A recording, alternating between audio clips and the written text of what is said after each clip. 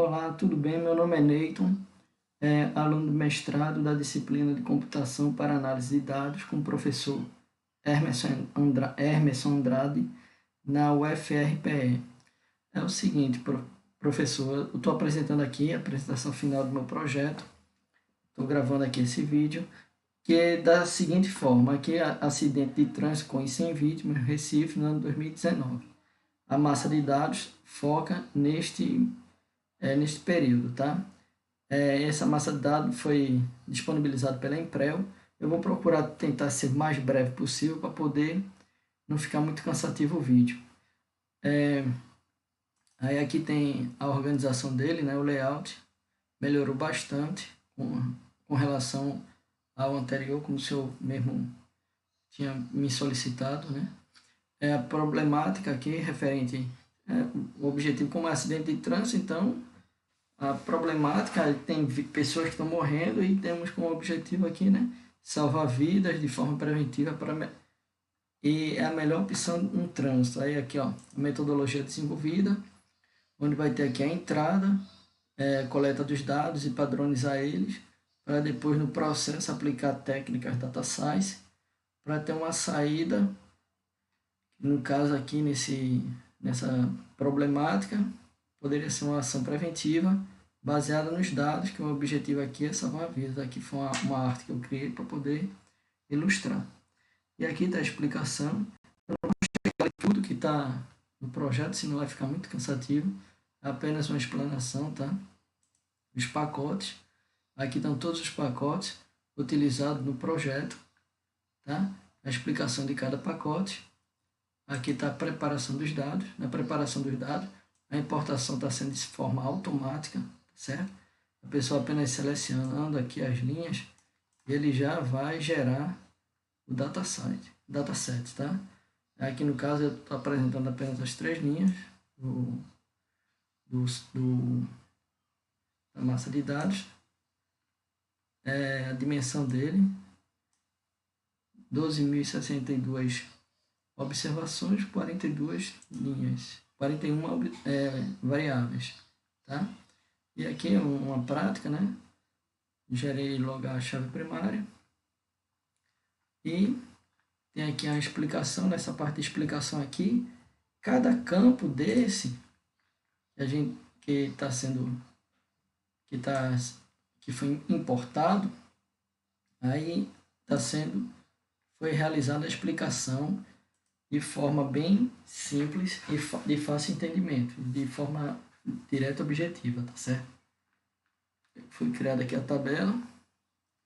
A limpeza aqui, para esse dataset, foi mais, teve muita questão de caracteres, tá?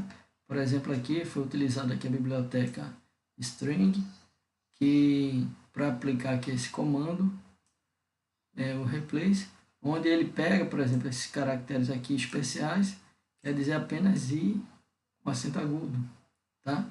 Aqui abaixo tem um exemplo, ó, da importação de algumas linhas, ó, sim, Vatma, tá? Fica muito ruim, até mesmo para poder fazer algum levantamento. Aí aqui já estão todos os dados limpos, tá? Isso aqui, ó, foi aplicado por meio desse comando, onde tem essa limpeza. Aí também tem outras limpezas, que foi aplicado limpeza também de tratamento em outros pontos, no caso para criação de gráfico, onde eu utilizei bastante o deploy e o td, tá? Também teve a limpeza aí para trabalhar com nuvens, no caso nuvem de palavras, sentimentos, e assim, aí vamos. Aí aqui tem a parte de estatística.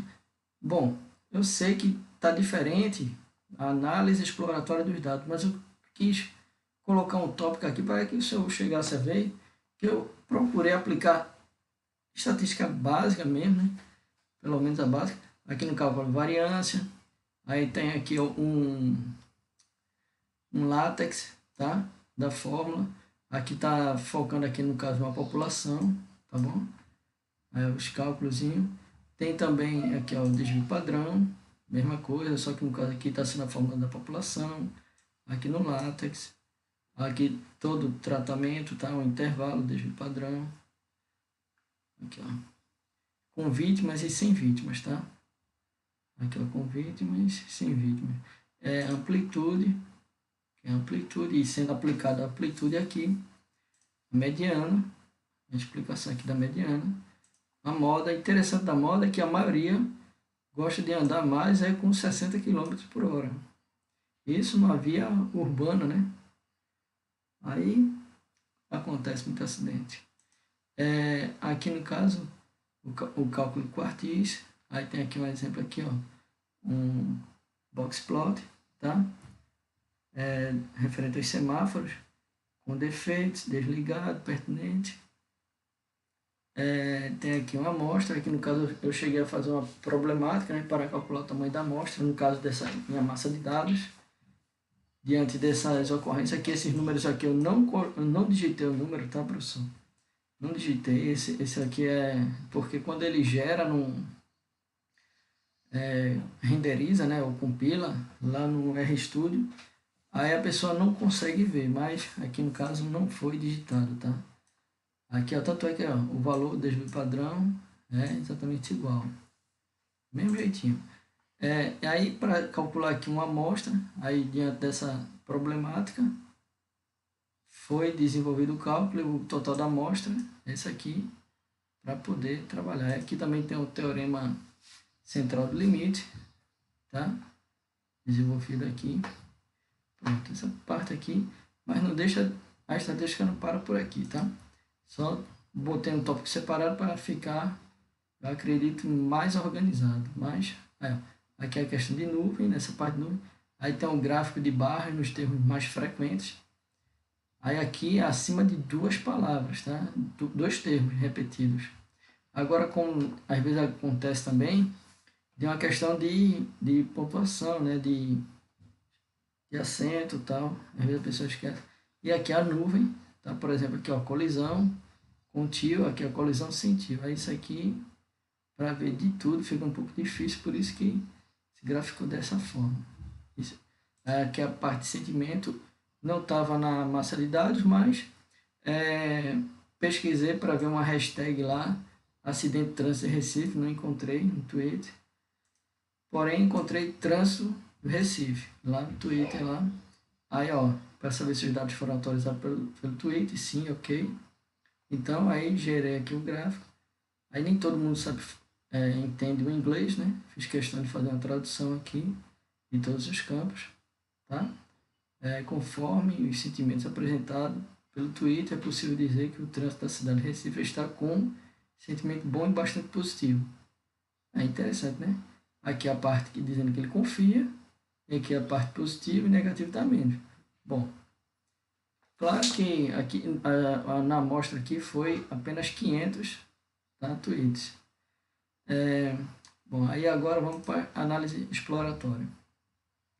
Na análise exploratória, eu consegui usar com barplot aqui a minha problemática. Eu esqueci aquele ggplot2, que tem hora que dá um pau arretado. Aí, ó, consegui aqui tá o gráfico bem direitinho, tá? Com todo a legenda organizado. E dá para ver que a maioria dos acidentes envolve automóveis, tá? Onde não é moto. Aqui está a tabelinha. E o interessante aqui é que muitas pessoas, inclusive o autor, eu mesmo, normalmente pensam que a maior quantidade de acidentes em trânsito envolve motos. A gente deu para ver aqui que não é verdade, tá? A maior quantidade é automóvel mesmo. E tem aqui um gráfico de dispersão entre os dois maiores tipos de acidente de trânsito, no caso aqui, o automóvel e a moto.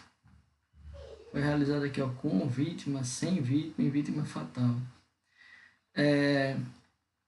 E também, aí, ó, diante do cenário, né, que tem essa problemática aqui da quantidade de acidentes envolvendo o carro, aí precisamos saber, na minha investigação, quais são os bairros que tem mais acidentes, né? Aí dos bairros que tem mais acidente, aí tem aqui o bairro de Boa Viagem, aqui está o código, né? Aí no bairro de Boa Viagem tem uma quantidade muito grande de acidentes, certo?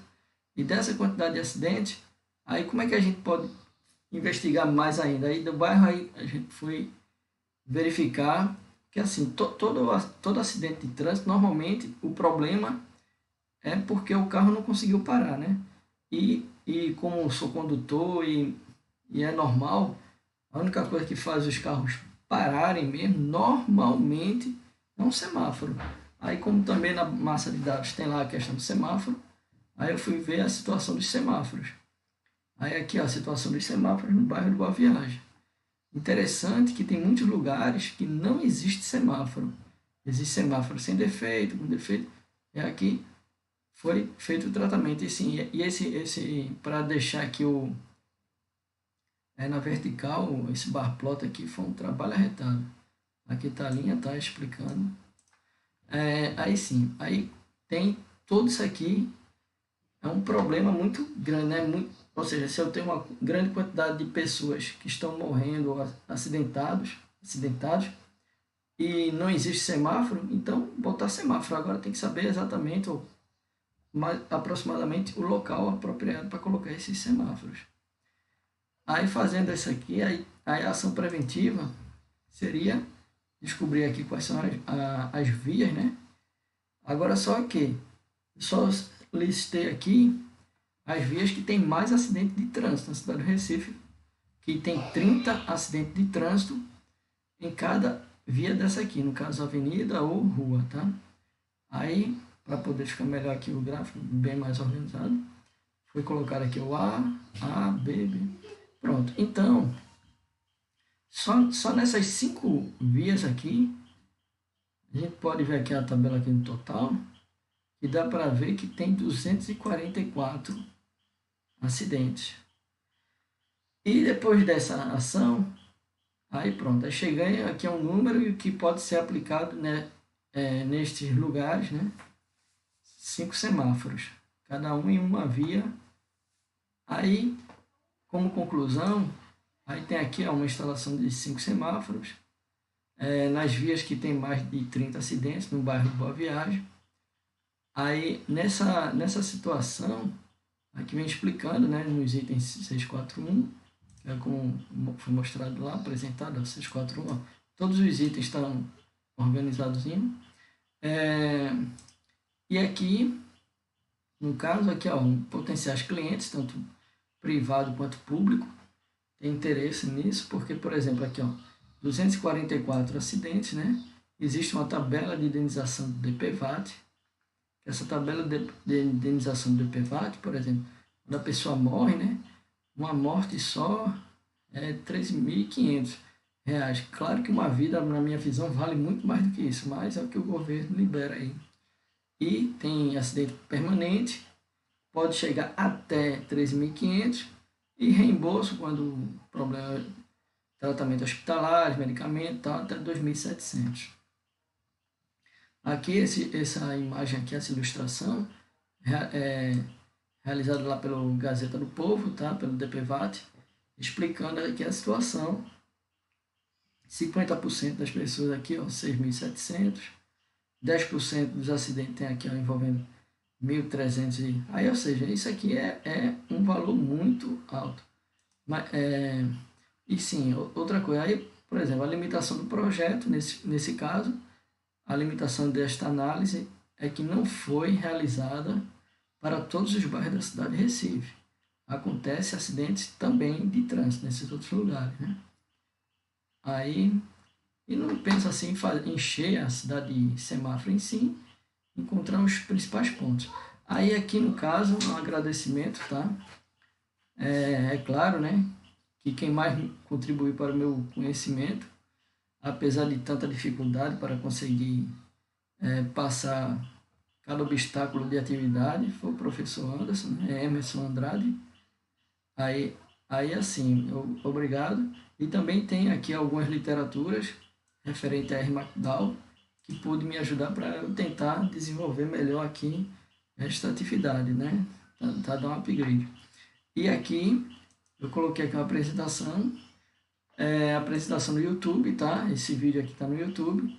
É o seguinte, veja, eu tô aqui apresentando no RPub. Se eu clicar aqui, professor, olha, cliquei, pronto. A conexão com o YouTube foi recusada. Se eu pegar, clicar no link, vai dar a mesma coisa. E por esse motivo, eu publiquei também lá no GitHub. No GitHub, aqui ó, cadê aqui? GitHub, tá vendo? No GitHub, se eu vier e colocar aqui, eu vou clicar, ele já vai abrir aqui o vídeo, tá? Olá, professor, tudo bem? E assim, o GitHub para links externos, ele não tem problema nenhum, tá? Aqui está o projeto. GitHub, se eu tentar ir lá no GitHub, ele não foi, ele deu um loop e voltou para o mesmo lugar. Pronto, e já aqui no caso não tem problema nenhum. Como eu vou clicar, vou segurar o Ctrl, tá? Pronto, ele abriu aqui, funcionou normal. No GitHub não tem problema de link externos, tá certo? Voltando aqui, fechar isso. Pronto, essa aqui é a parte aqui que eu não estava previsto também e fiz questão de acrescentar, tá? Apresentação do YouTube, o GitHub. E as referências estão aqui, tudo com Bibliotex. E é isso, pessoal. E professor, né? E alunos que vão me avaliar. Muito obrigado pela oportunidade e até a próxima. Valeu, tchau!